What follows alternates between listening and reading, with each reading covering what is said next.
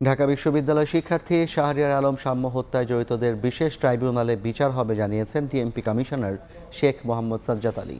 সাম্য হত্যার তদন্তের অগ্রগতি এবং সুষ্ঠু বিচার ত্বরান্বিত করার বিষয়ে শনিবার ঢাকা বিশ্ববিদ্যালয়ের উপাচার্যের সভাকক্ষে বিশ্ববিদ্যালয় প্রশাসনের সঙ্গে ঢাকা মেট্রোপলিটন পুলিশের ঊর্ধ্বতন কর্মকর্তাদের এক বিশেষ বৈঠকে এ তথ্য জানানো হয়। ডিএমপি কমিশনার বলেন, আগামী এক সপ্তাহের মধ্যে সাম্য হত্যার রহস্য উদ্ঘাটনের পাশাপাশি চার্জশিট দেওয়া হবে।